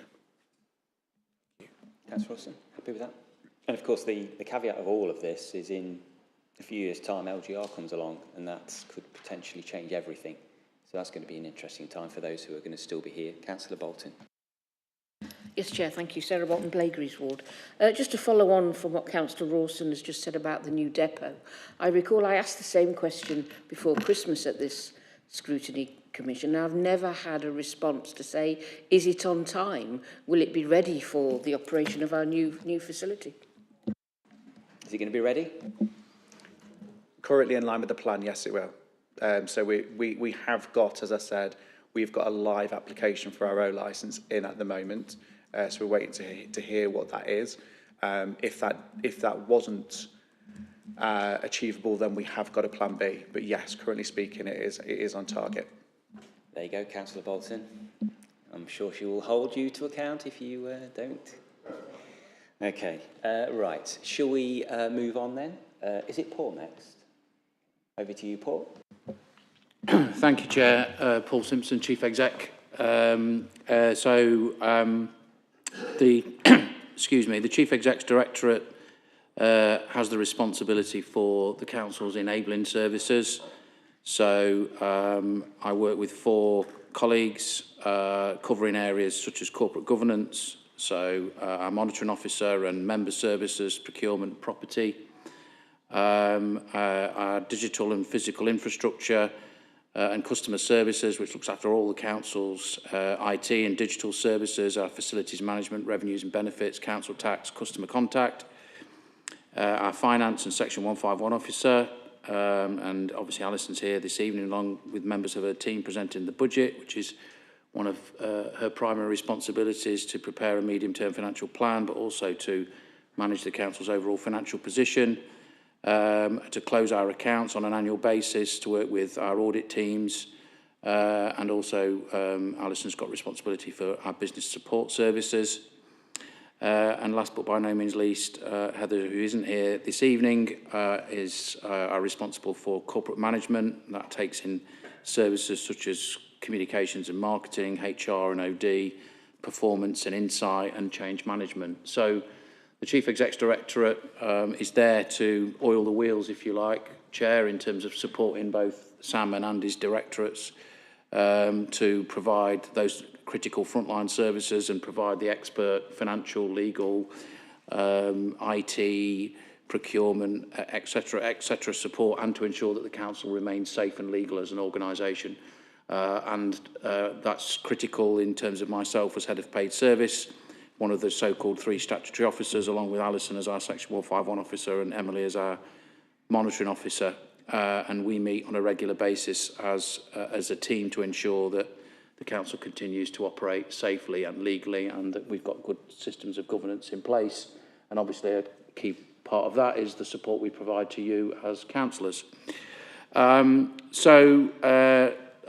Sam and Andy have both alluded to, this budget feels very different to a budget that we've presented, certainly in my time as Chief Executive, where the level of savings is relatively modest. And as Sam has alluded to when she presented her proposals, there are no reductions in headcount, which is clearly great news for our workforce. You yourself, Chair, have used the 3 dreaded letters, but I'll repeat them here. We've also got I take the lead for local government reorganisation. I'm ably supported by Heather. And as you've quite rightly said, that is going to be a huge issue for this local council over the course of the next, well, probably you're talking about, it's not just about getting to vesting day in 2 years' time, it is about a transformation programme that's probably at least 5 years in the making from where we are today and beyond.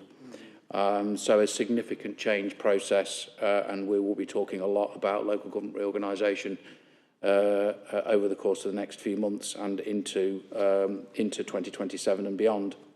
But I think where we are right here, right now, in terms of the pressures, the Chief Exec's Directorate has the responsibility for the so-called corporate pressures, so things like increases, the pay award is held centrally within Chief Executives, the increases in costs as a result of debt management from our investment, and whilst obviously last year in particular we saw significant outcomes in terms of new facilities opening, the new performance venue has already been mentioned, the market hall and lots more besides. That obviously has an ongoing cost in terms of managing the debt from the borrowing that we have to take out to fund that investment. So we've seen a fairly significant increase in our debt management budget. Also, we've got, as I said, responsibility for the pay award and other corporate costs like pay inflation, etc. There aren't actually that many direct pressures as a result of things within the Chief Exec's Directorate. And similarly, the savings, the most significant saving within the Chief Exec's Directorate is far and away the reduction in employers' pension contributions that, again, are held centrally. And that has come about because of interest rate fluctuations. The Derbyshire pension scheme is now in a surplus, and that's, again, unprecedented in recent history. So that means we've been able to make a reduction in the contributions that the council makes to the Derbyshire County Council Pension Fund, which is obviously really welcome news, just shy of £3 million, so a very material sum. And then the other significant element of the savings proposals put forward by the Chief Executive's Department are the next phase of our AI programme, which has obviously been much talked about and continues to be much talked about, not just here in Derby, but countrywide and beyond. And Andy and myself have done quite a lot over the course of the last 12 months in talking about all the positive things that we're doing around artificial intelligence, and it's attracted a huge amount of positive, and I do say that purposefully, positive coverage, and we have a lot of people interested in what we're doing, and lots and lots of local councils are now copying what we're doing, and I think that's really, really positive for Derby. So I don't intend to say much more than that, Chair. The only other thing that I will say, and whilst it's perhaps slightly outside the remit of this scrutiny committee, I think it's really important that I say it, which is, I think this is probably the first year that we're really also beginning to see the financial consequences of having a combined authority, and the extra investment that we're getting in Derby as a result of that. We've just last week discussed significant additional investment in highways maintenance. Very soon the combined authority will take over responsibility for public transport, and that raises the potential for some really interesting conversations about how do we move people in and around the city in a more collegiate way and in a more partnership way with some of our other council partners, but also significant investments in infrastructure, skills, and I think that's a really, really positive thing for Derby, and it's good that we're at the table having those conversations and facilitating those conversations and ensuring that Derby gets its fair share of what will be significant additional funding coming into our region. Very happy to take any questions, Chair. Thank you. Thank you. Councillor Wright. Yeah, I've got a couple of questions. First, Paul, you've already related to the savings, which you described as modest, and you talk about the employers' pension contribution holiday, which accounts for 40% of the overall savings.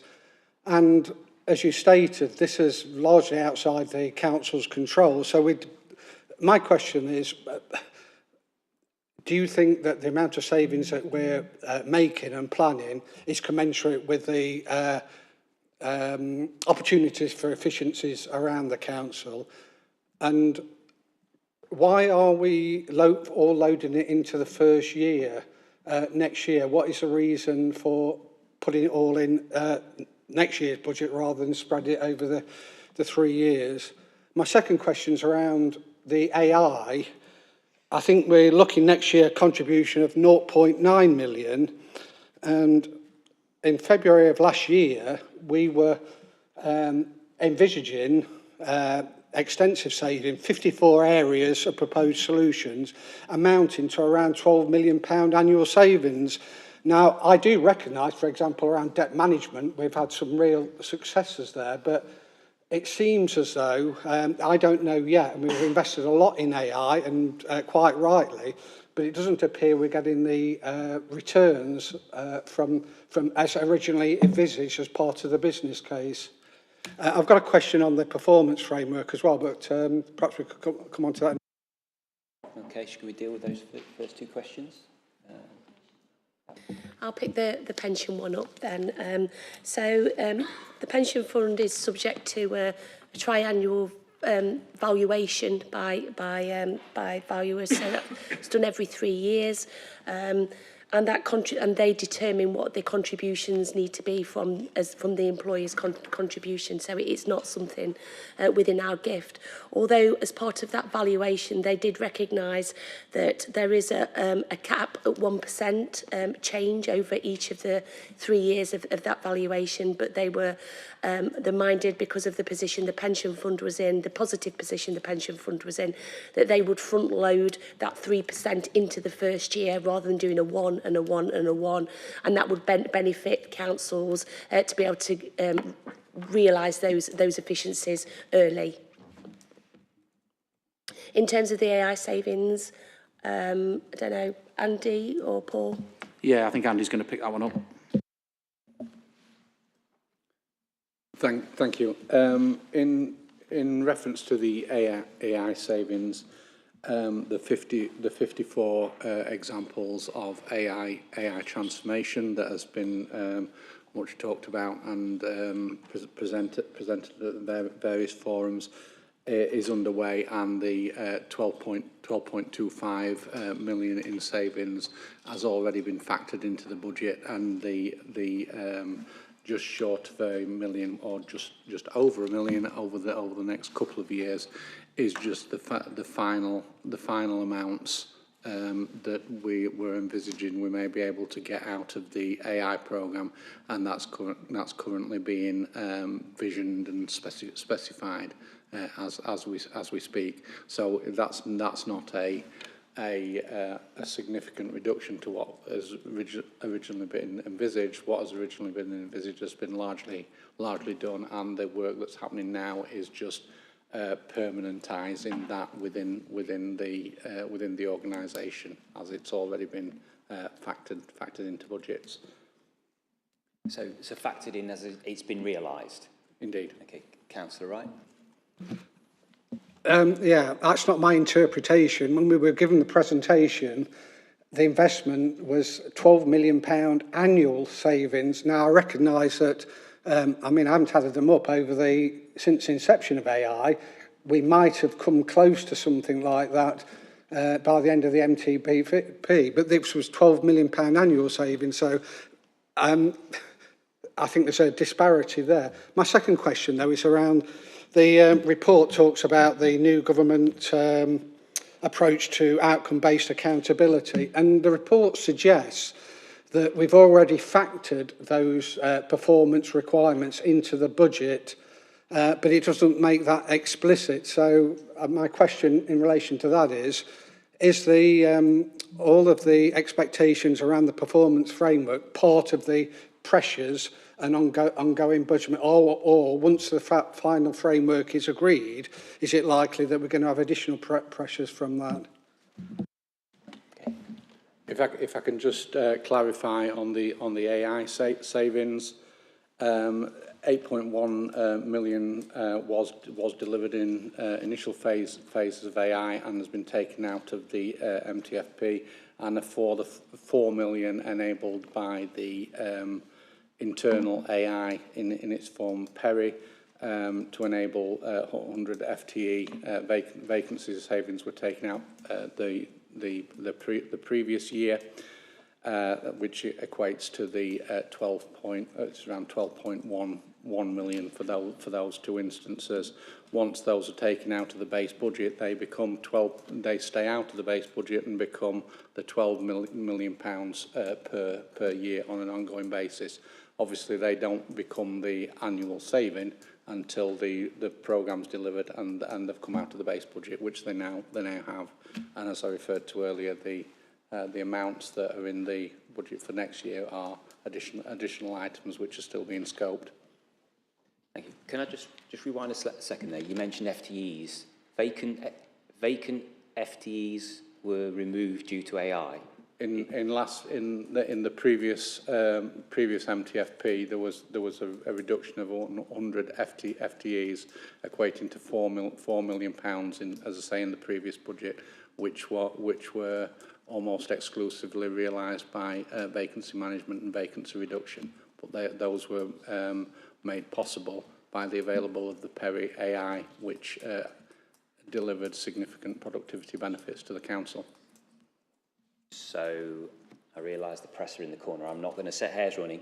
These were vacant FTEs. They weren't reductions in FTEs due to AI. What we did was an exercise to determine how much AI could benefit us in terms of improving or enhancing an individual employee's productivity, depending on the job that they undertook. And that was based on a significant amount of analysis of similar roles within other organisations, largely private sector, to be fair. And on the back of that analysis, we determined that we could safely take out of the budget 100 posts that at that time were vacant, and therefore there were no HR implications in terms of redundancy costs or anything else. And so that saving has been realised. And just to back up what Andy's just said and to confirm for John, the £12 million has been delivered. We now have an extra opportunity to save more through AI, and that's what we're now exploring. So the savings have already been delivered. Obviously, it's been over a 2-3 year programme, and we will continue to look at the opportunities that AI presents, particularly with an LGR lens going forward, because we are far and away in advance of what our partner councils have done in this space. So there will be significant opportunities for a look as to how we can apply the learning and the technology that we've used and applied in Derby to working with our partner councils, district and boroughs and county council alike. It's interesting. I mean, maybe Councillor Wright can correct me, but I wasn't. That's new information to me about the AI facilitating. Well, not requiring the hiring of people, so it was doing their jobs, but the jobs didn't exist in the first place because they were vacant. Was that in the original sort of our calculations, the 12 million?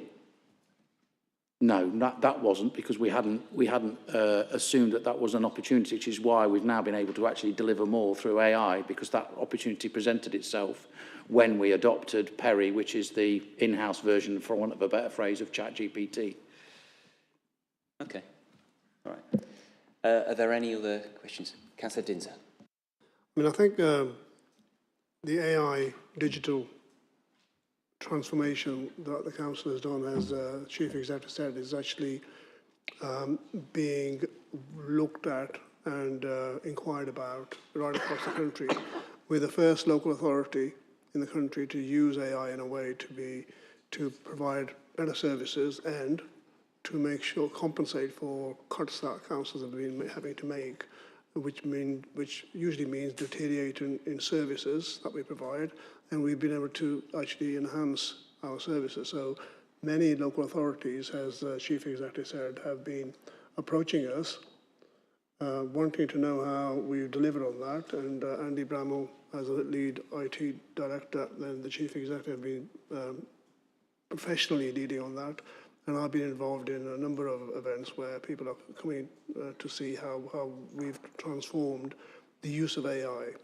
The additional savings in this particular budget of 0.9 million is a bonus, but we can't be complacent, and AI is going to be with us, not just us as an organisation, but every organisation. And we need to not stop. We need to continue to see how we can actually help maximise the services we provide to the public, and also how we actually support our workforce to be better enabled to do the job they do.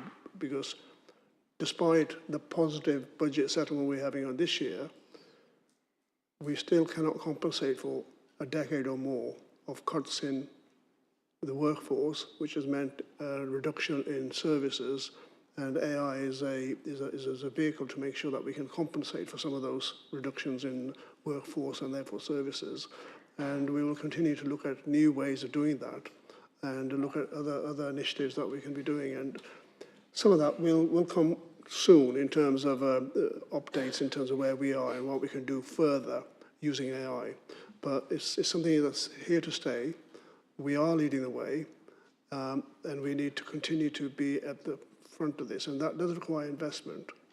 And the investment that's mentioned in this paper is about the resources we need to stay ahead, and the savings are on top of the investment. So I think that's really important to sort of keep in mind.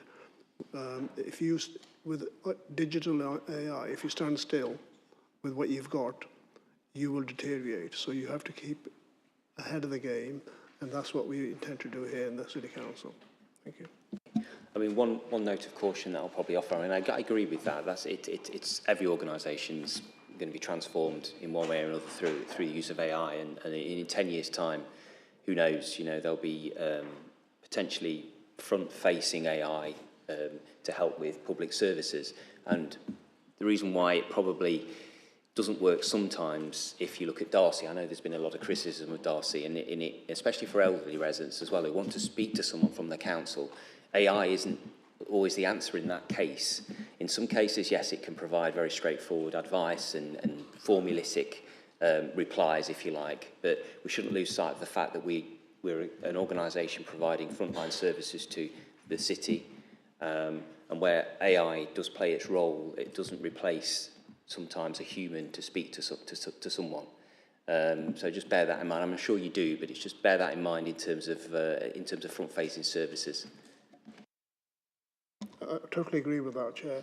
Just on Darcy, I mean, it's important to know that at the moment, with the second generation of Darcy, 56% of communication and inquiries by telephone, which is still quite high in terms of contact with the council, on the web page, 56% of those transactional questions and inquiries are dealt with by Darcy. That is a massive saving on demand and pressure on our workforce, a depleted workforce regarding the inquiry office. So I think that's really, and it's become more intuitive as AI develops, and our second generation is more conversational and is actually able to detect if there's vulnerabilities and to refer those on to the right services rather than trying to deal with it themselves. So, and we're constantly wanting to improve that. So 56% of our inquiries are dealt with by Darcy. That is quite an achievement. And but as you say, the more complex issues need to be dealt with by human beings, and that's where we're sort of developing and improving the service we've got to make sure that those are quickly and correctly referred on to people who can deal with the more complex cases. Thank you. That's a fair point. Just as a side there, I always test our Darcy system by seeing if it can book me a Rainsway slot. Last time I tried, it couldn't. So I will be impressed. If I ring up and it enables me to do that, then we're making progress. Let us have your feedback and then we can use that.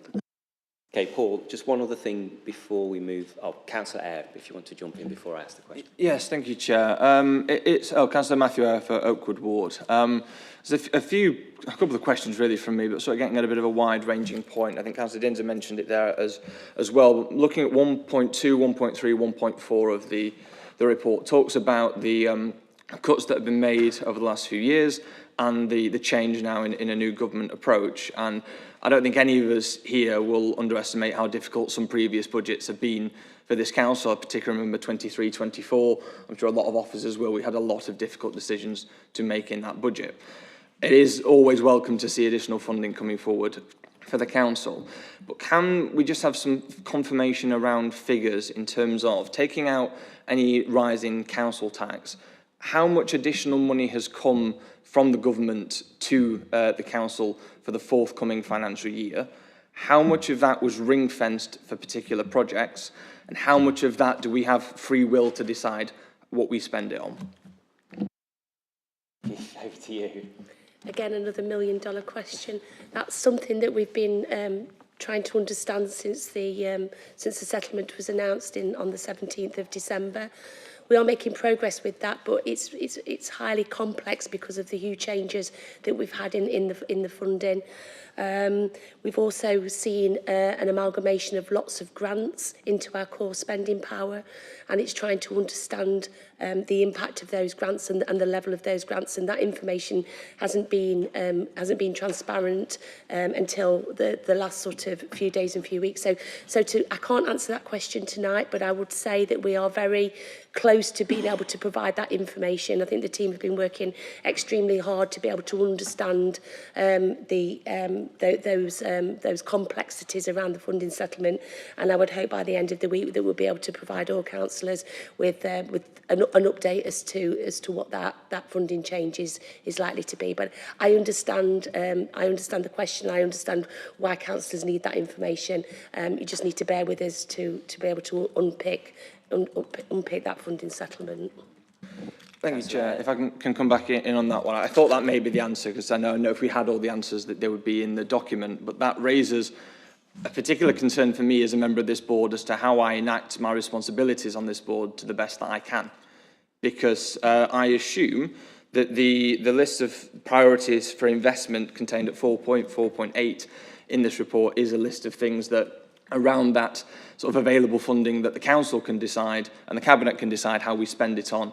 That's their list of priorities. I'm looking to the cabinet there for any nods of heads as to whether that's correct, if that's the list of things. So I wonder then, given that the assumption is that we're likely to have some available funding, hopefully a significant amount of available funding for us to determine, and we have a list of sort of broad theme priorities for investment, I wonder if any members of the Cabinet could let us know what kind of things are on the table to be included as priorities for investment, again, through yourself, Chair, if there are things, because I imagine you're having the discussions together, you've got priorities for your own portfolios. Are there any things that you're hoping to include in the budget? I think we'll keep our powder dry on that. So I think, Councillor, if I can come back in again, then I anticipated that to be the answer. But how on earth do I scrutinise this proposal? I've got 2/3 of a budget. I've got a list of savings. I've got a list of pressures. I have no idea what we're going to look for investment. I can't scrutinise a wish list.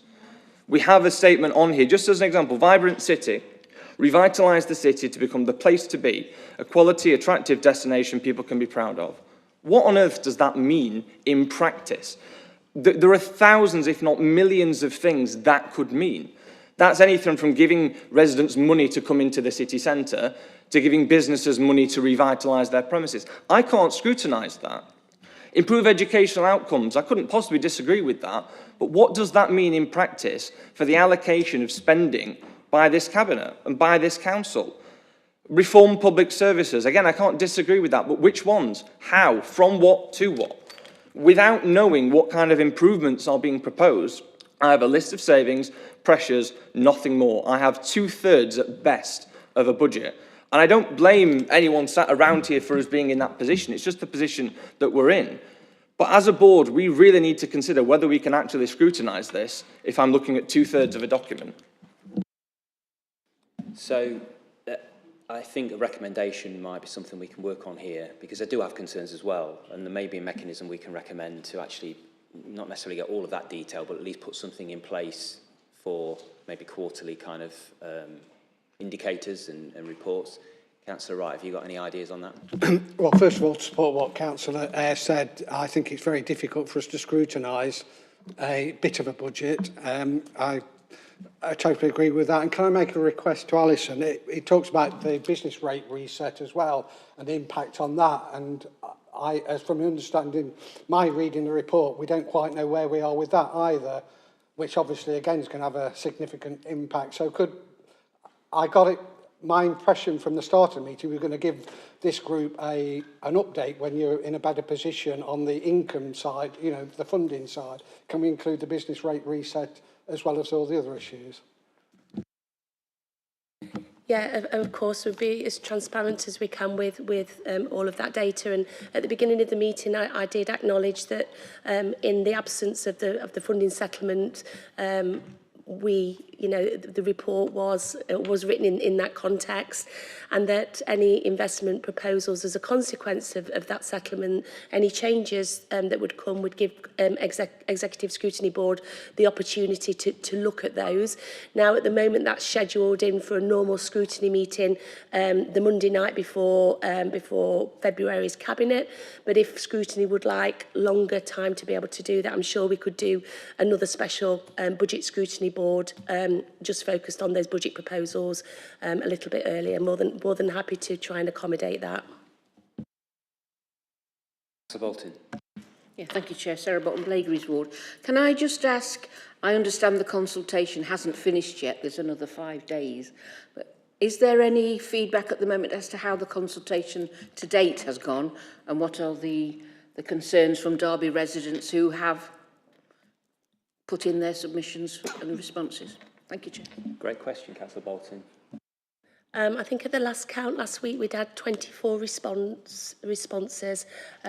I don't have the details of the themes that they were responding to at this point in time, Councillor Bolton, but obviously we'll do a consolidated report that we will consider and will feature in the final budget report. Councillor Dinser. Thank you, Chair. Just to respond to Councillor Wright and Councillor Eyre earlier, the budget process, and the officers said this from the beginning, that we have, on the basis of the information we have, this is the position, which is quite a positive one in the sense that we're not looking to make any redundancies as a result of where we are now. And we've sort of, and the savings that are required were smaller than in the past, and they're being achieved. However, as the finance director said earlier in her presentation, and it's in the body of the report as well, the settlement, the final settlement, came the day after the last cabinet meeting. Now, even that actually is much better than what we've had in the past. We end up getting the final settlement either on Christmas Eve or Christmas Day or after. So some of the things that you are quite rightly frustrated about, the frustrations have been much more and later to get the information in the past.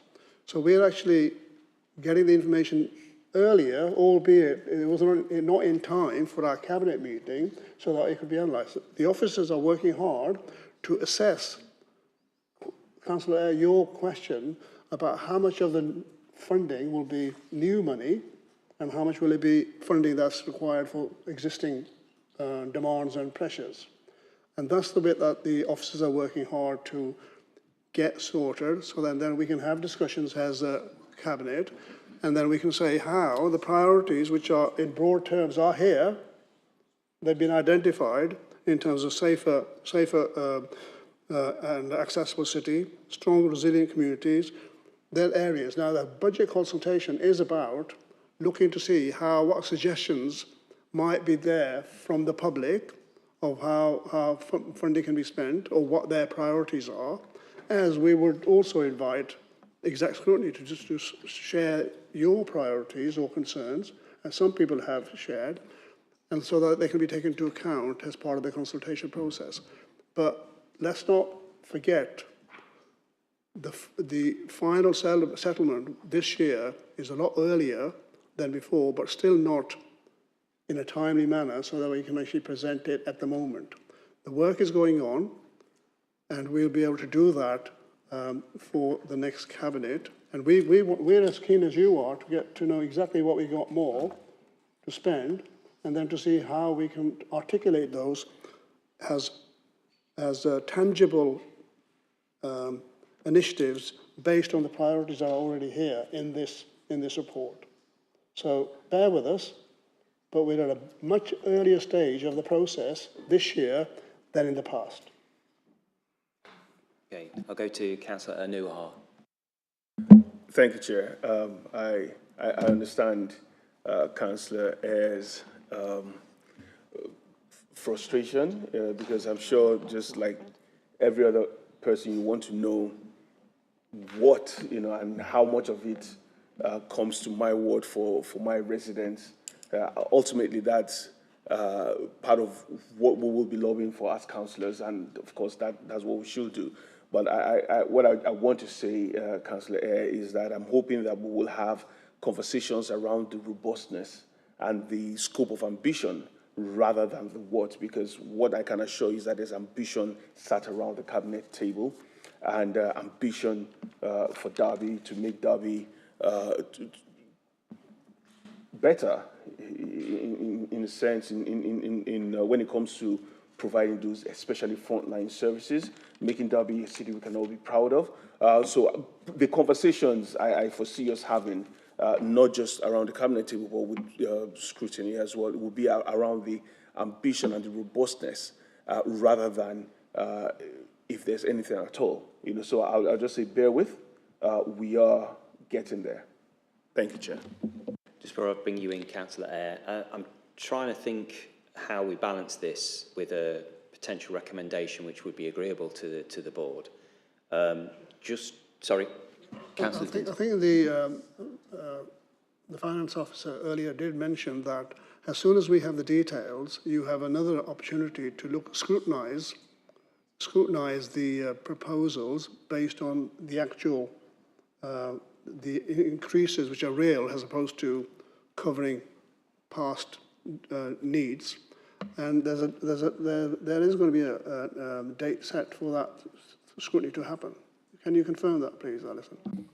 Yes, so there would be the normal scrutiny process that would be the Monday evening before Cabinet on the Wednesday, where they would consider that report. But what I did offer out is if you felt that wasn't enough time to be able to do that, I'm more than happy to look at possibilities of another budget scrutiny meeting focused on that February report.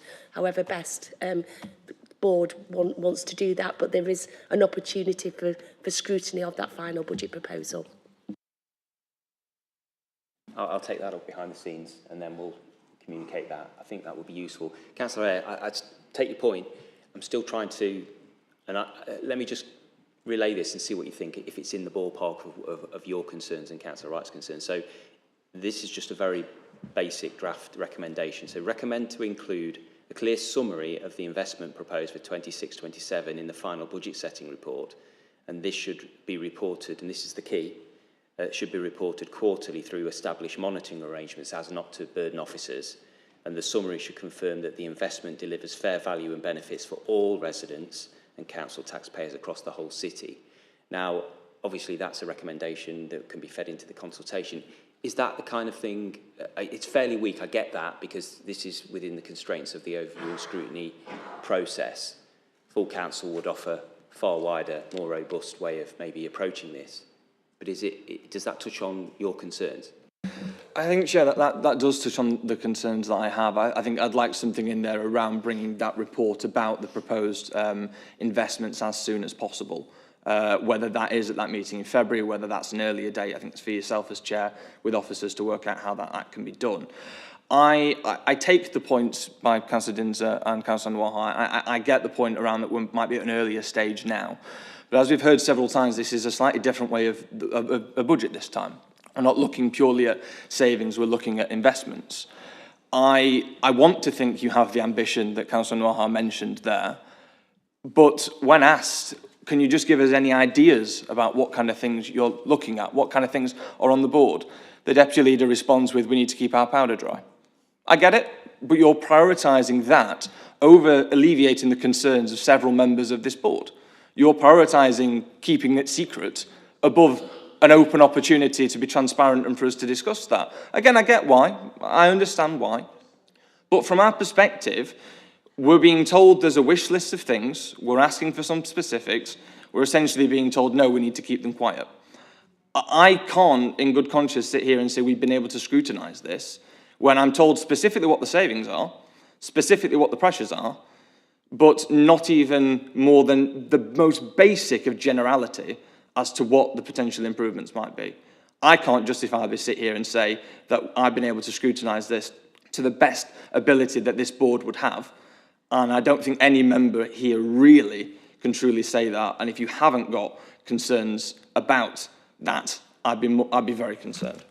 So before I bring Councillor Hasselgrave in, I'll give you my assurance that I will look into the additional scrutiny meeting to try and address those concerns. Councillor Hasselgrave.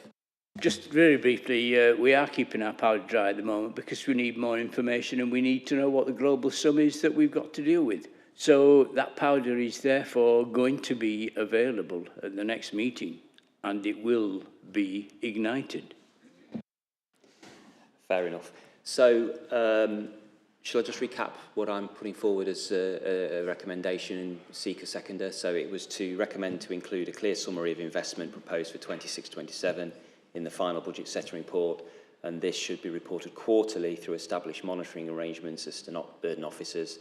The summary should confirm that the investment delivers fair value and benefits for all residents and council taxpayers across the whole city. Do I have a seconder for that, Councillor Eyre? Are we all okay with that? Yeah? Okay. I'll send that to you, Stephen. Okay. Where are we now? Sorry, not Councillor. Paul. Yeah, thank you. Yeah, thank you, Chair. I don't have that those delusions of grandeur actually, but there we go. Yeah, just conscious that Councillor Wright didn't have one of his questions responded to, and I guess that's quite a useful context based on the conversation that you've just had, because the framework is a new framework around performance, and just over the weekend we've had a letter, and I'm sure many members will have seen it, the news around the government's new traffic light system for road maintenance. And Derby is like the vast majority of local authorities up and down the country as having been assessed as amber, but in terms of condition, but green for innovation, which was really, really encouraging in comparison to, again, some of our peers in the local area. So that is, I guess, you know, the government is putting additional funding into local authorities, and they evidently want to see the return for that investment. So the new outcomes framework is, I guess, from my perspective, no different to what we've been doing as a local authority ever since, again, certainly since I've been in this job of looking regularly at our performance. It's looking at it through a slightly different lens, but nonetheless, it's the key things that have been talked about this morning, those key frontline services and the outcomes that the government wants us to deliver.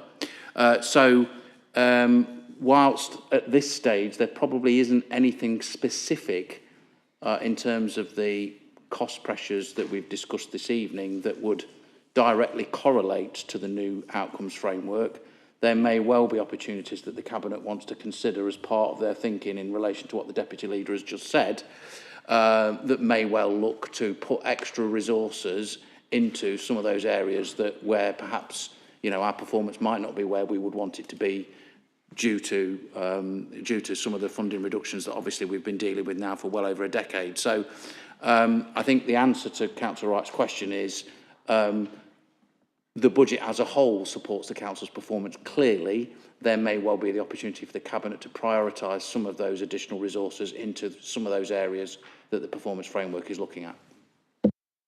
Councillor Wright, would you like to come back? Yeah, it does answer that, but one of them's been identified, that can go in for Councillor Hesselgrave's powder keg. I think the first one talks about how we can support prevention and promote safety in the city and neighbourhoods. It's the top of the list, number one priority. I think it's already been agreed that it's part of the planning for whatever money's available. So I don't know whether, Councillor Hesselgrave, you can put that in your keg and light it. And light it. Councillor Swan. Sorry, we are actually sharing microphones here, so we've got a couple that aren't working. Yeah, I just want to correct Paul, and I stand to be corrected if I'm incorrect. But in terms of the recent report that we received in terms of the maintenance of our roads, I think we were the only local authority that got green for innovation. So unless anybody can correct me, so I just want to highlight the only local authority for green innovation.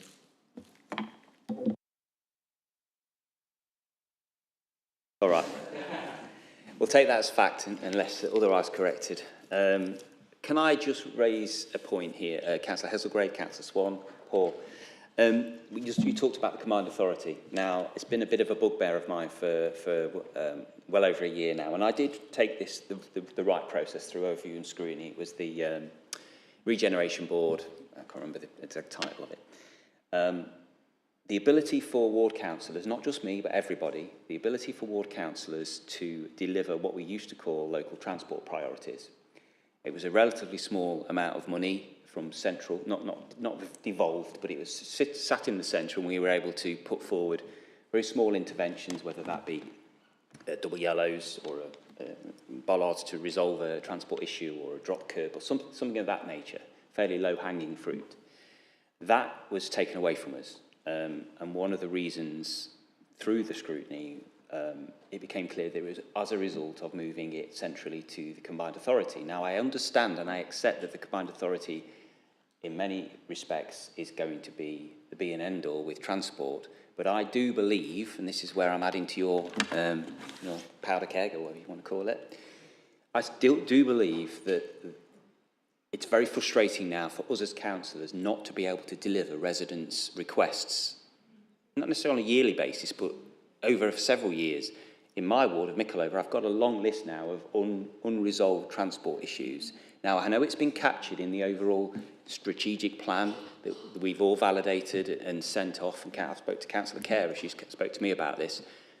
We've packaged that with officers, and that's been sent to the Combined Authority, or at least we think it has by now, for consideration of larger funding pots. But that doesn't necessarily mean that the double yellows on a junction to genuinely improve line of sight and road safety, whether that be road safety or pedestrian safety, are going to be delivered, because it may not align with a more overarching strategic plan that could be for the area, the ward, or even the city. And that's a worry, because when we talk about LGR, when we talk about combined authority, these are all bigger beasts, and it all seems to pull away from ward councillors like me and us delivering what our residents ask us to deliver, and it's very frustrating. Now, I think there's still a mechanism for Derby City to have a pot of money that is pretty much under the control of the administration / neighbourhood boards, councillors, to actually deliver some of these smaller schemes. Now, I did take it to Cabinet, and the Cabinet didn't accept the recommendation from the scrutiny process to actually reinstate, if you like, for the want of a better word, this LTP kind of process. But I would like to put that out there again, because I'm not just talking about my frustrations in my ward, but I'm sure it's shared by everybody. It's not going to be just the combined authority that they're going to deliver on the ground in the wards. It's not going to be the answer for everything, because some of the localised issues can be on one particular street, not just the whole ward. And the mayor, the combined authority, aren't, with all due respect, are not going to be interested in East Avenue in Mickletoe necessarily, and me banging on about the need for X, Y, or Z. So, putting it out there, maybe it strays into a full council debate, but you wanted suggestions, if you can throw that in. I won't go as far as a recommendation unless somebody else wants to, but Councillor Kerr.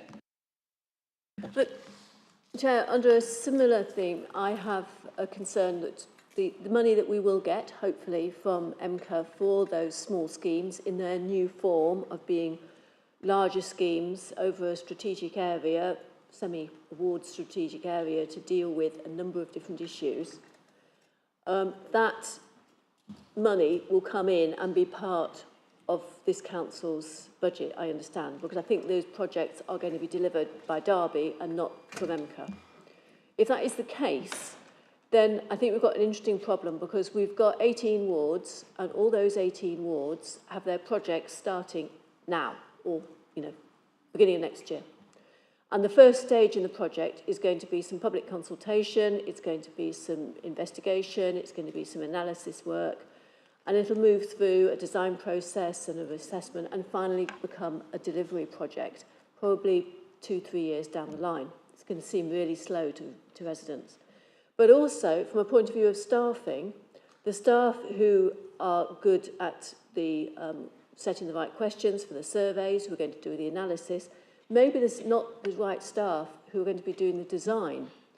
And it would make, in my view, a better use of the different skills that you want to have within your workforce if the different projects were staggered.